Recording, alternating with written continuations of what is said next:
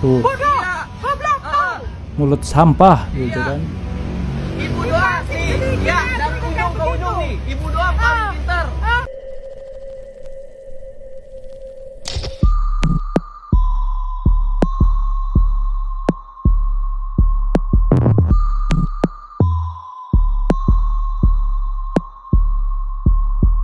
Halo pagi, siang, sore, atau malam, jam berapapun kalian nonton video ini, selamat datang di channel Mamang 2 biasa. Balik lagi dengan Mamang Rahman di sini ya Ya oke di video kali ini gue bakal ngebahas berita tentang penangkapan yang dilakukan oleh polisi gitu ya. Contohnya ada selebgram Cika Papichulo yang ditangkap polisi.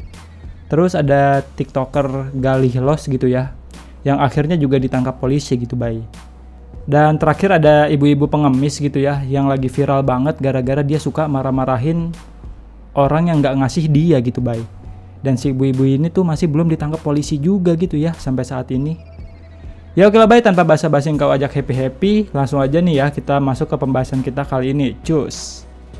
Jadi seperti yang udah lu tahu semua gitu ya, bahwa selebgram Cika Chandrika atau yang dikenal dengan Cika Papichulo, dia ini ditangkap oleh polisi di salah satu hotel yang ada di Jakarta Selatan pada Senin tanggal 22 April kemarin.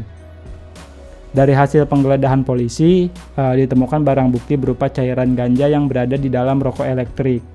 Selain Cika, ada 5 orang lainnya yang bahkan salah satunya adalah atlet e-sport PUBGM atau PUBG Mobile gitu ya, dari tim Aura, yaitu Herli Juliansyah atau yang dikenal dengan nickname J-Ski. Dan juga ini ada video yang menurut gue cukup lucu gitu ya, ketika momen konferensi pers. Ini kita setel, cus.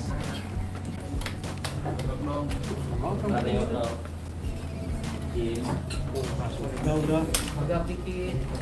Tegak dong dikit.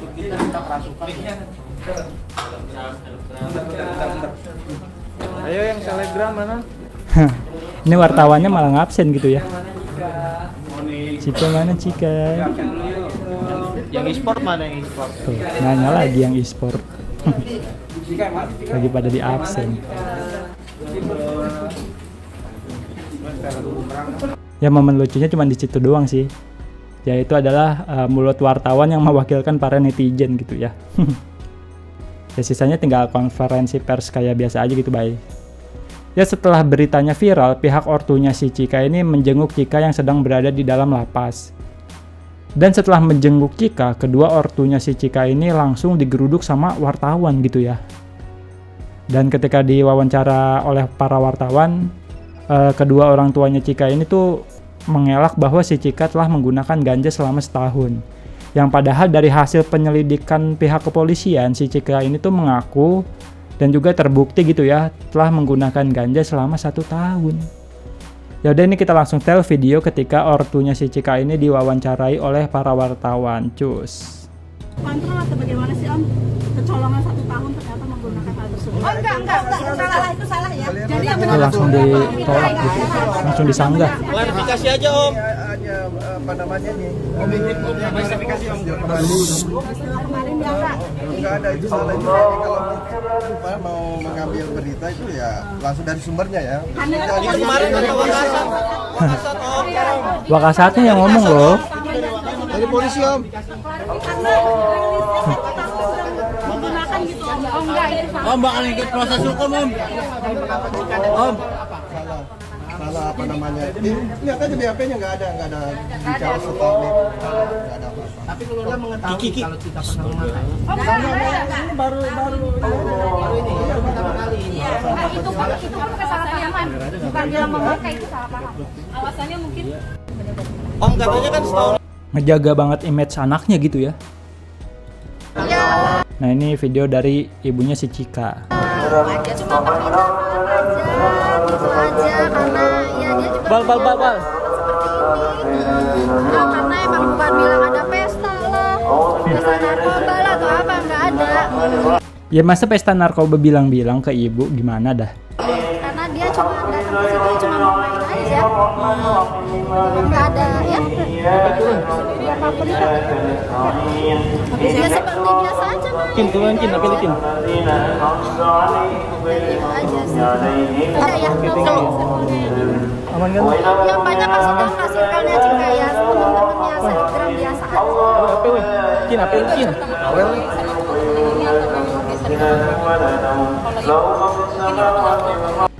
Dan juga ini maknya si Cika malah kayak happy gitu ya, anaknya ditangkap terus dia diwawancarai sama wartawan.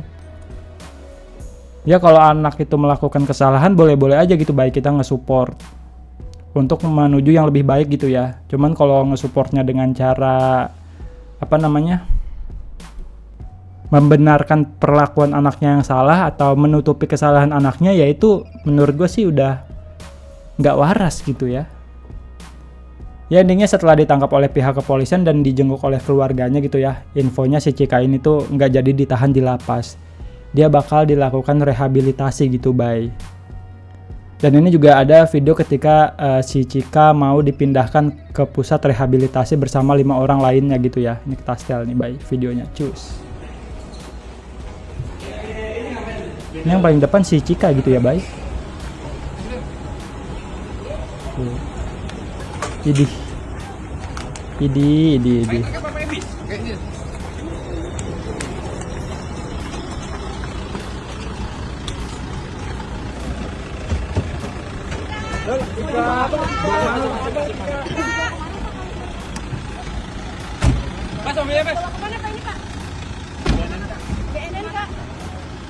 Bawa ke BNN.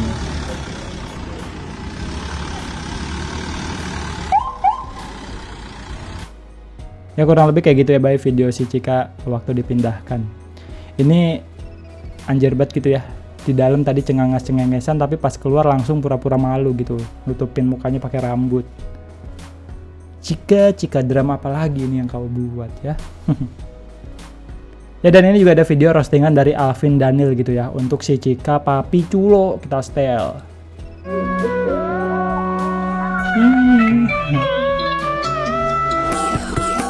Anjay. Mohon maafin, lu udah kayak orang keremian anjir. Oke, next, Bay. Jadi setelah sehari berita Cika ditangkap polisi gitu ya, besoknya konten kreator bernama Galihlos yang sempat bikin konten prank menuduh orang lain begal, dia itu ikutan ditangkap juga gitu, Bay, karena kasus penistaan agama.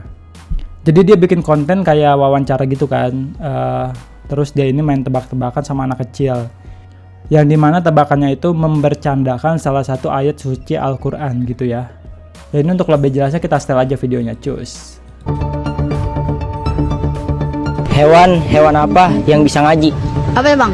Paus Ustaz. Ketawanya kayak dipaksain banget gitu ya. Selain prostat apaan? Apa ya? Orang tahu. Hah? Orang tahu. Kira-kira apa lagi? Monyet kali ya, Bang? Salah. Apa itu, Bang? Yang ada di pikiran lu apa tuh?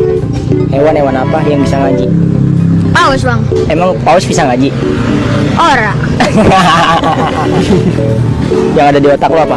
Cimol loh. Itu cimol loh. Itu kan makanan, bukan hewan. Oh. Jadi hewan nih, Bang? Iya, yang bisa ngaji. Monyet. Lu udah nyerah belum?